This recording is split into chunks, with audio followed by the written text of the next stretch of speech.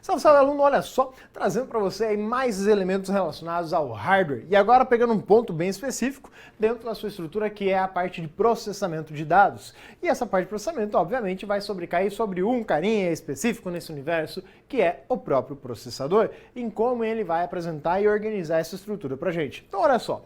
Primeira ideia é falar na base que vai ser utilizada para tirar para nós esses elementos, esses conceitos. E a gente vai tomar como referência a arquitetura básica de von Neumann. Aquele John von Neumann lá que a gente já falou. Esse cara, ele teve fundamental importância porque ele propôs aí uma estrutura funcional do computador em que ele buscaria as suas instruções dentro dele mesmo. Então ele estaria guardando as informações e depois traria e reutilizaria esses dados. Ok, mas é claro que a gente vai olhar aqui da forma básica e vai evoluindo os conceitos essenciais. Até porque a forma básica é fundamental e questionada diretamente nas provas de concurso. Então, a proposta essencial, quando o von Neumann propõe, eu tenho lá o CPU, que é o processador, que é o cérebro do computador, a parte que pensa do computador. Algumas versões você vai dizer alguém dizendo, é o coração. Pois é, mas o coração não pensa, ele pensa. Então, eu gosto mais de dizer que ele é o cérebro do processador, do computador.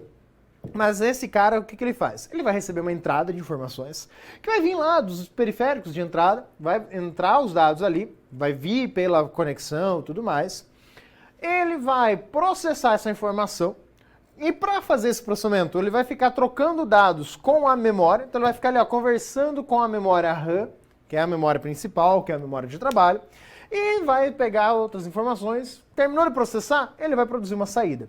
Mesmo que essa saída seja um erro, seja, não consegui chegar no resultado, mas ele produz uma saída. Ele não pode ficar eternamente ali, estou processando e não tem resultado. Ele tem que apresentar um resultado efetivo, seja ele um erro ou um resultado esperado ou não esperado. Então, essa é a ideia funcional. Mas aí você vai começar a perceber que dentro do próprio processador existem algumas partes, alguns elementos necessários que vão ser essenciais na sua concepção mínima, de acordo com o von Neumann. Se você for olhar efetivamente o processador, tem muito, mas muito mais coisas. Tem até placa de vídeo dentro do processador hoje. Sim, se você pega os processadores da Intel, que vem aí com placa integrada, ele já vai ter um processamento de vídeo próprio dentro do processador. Só que a gente não vai entrar nesse mérito. Isso aí pode até vir a aparecer em provas no futuro? Pode. Mas a gente vai olhar o básico, que é o recorrente em provas. Lembra aquela ideia de mais típico, tradicional? Aquilo que você vai encontrar na sua prova. Então, na arquitetura básica de von Neumann, o que você tem? Você tem o registrador, você tem a ULA, você tem a UC e você tem a cache, que pode ou não aparecer aqui dentro, tá? Porque tem situações em que ela vai estar fora e aí a gente vai amadurecendo a ideia. Então, as partes de um registrador, de um processador, trazem esses elementos. Ok, vamos entender melhor isso? Então, quando a gente fala em CPU, a gente está falando da unidade central do processamento. Então, pode aparecer a sigla em português. Então tem banca que vai colocar sigla em inglês, tem banca que vai colocar sigla em português. Tá? E aí você tem a descrição, que é a unidade central do processamento, ou simplesmente conhecido como processador. Então é o cara responsável por processar os dados que você vai fornecer a ele. Ok. Esse processador tem algumas partes que a gente já destacou. Mas o que elas fazem? Qual que é a finalidade funcional delas? A gente tem a ULA. A ULA significa Unidade Lógico-Aritmética. Primeiro cuidado, ULA é uma coisa só, você não separa, não divide. Vai ter questão de prova, vai falar assim, eu tenho unidade lógico e tenho unidade aritmética. Não, é uma coisa só, unidade lógico-aritmética. Por quê? Na realidade, para fazer uma comparação lógica, o que seria comparação lógica? É ver se é igual, se é diferente, se é maior, maior ou igual, menor, menor ou igual. Para fazer esses comparativos, basicamente, você faz uma operação aritmética de subtração e aí você vai analisar. Por quê?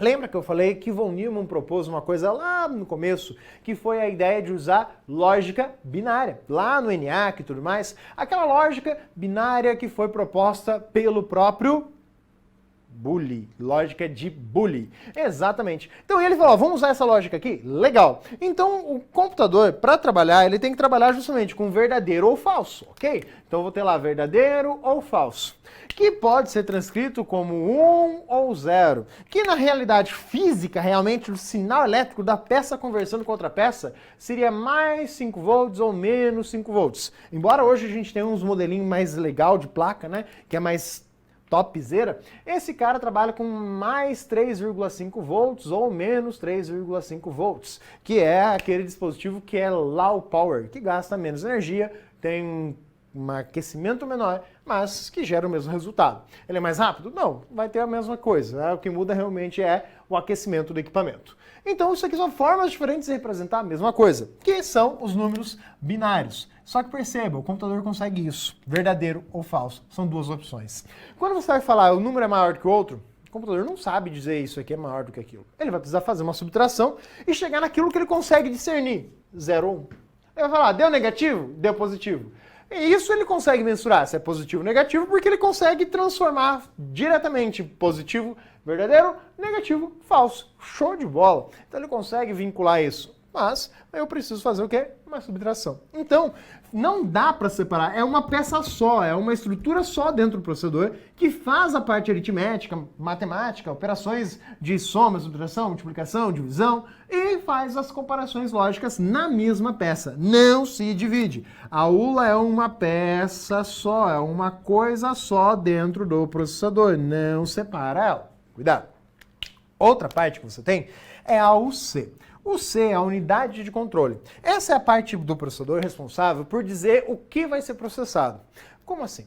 Quando uma instrução, uma ação que deve ser executada pelo processador chega até ele, ela vem aí com o que ele precisa fazer e uma prioridade. Quem define essa prioridade é o sistema operacional. Vai entregar, ó, processador, preciso fazer isso. E aqui está a prioridade do que eu preciso fazer.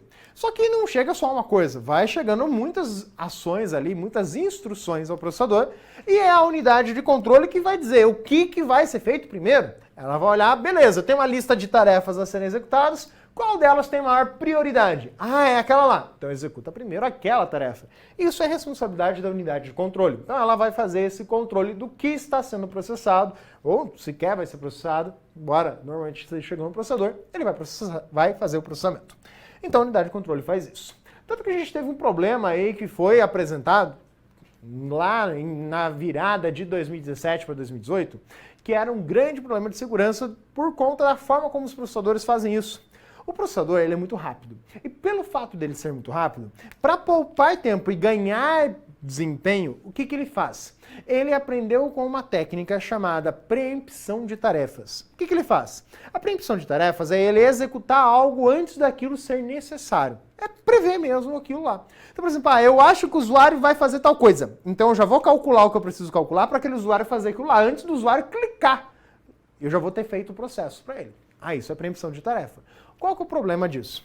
É uma técnica empregada para que o processador não fique muito tempo parado lá esperando, e aí, o que eu faço da vida? Estou aqui esperando o usuário clicar alguma coisa para fazer.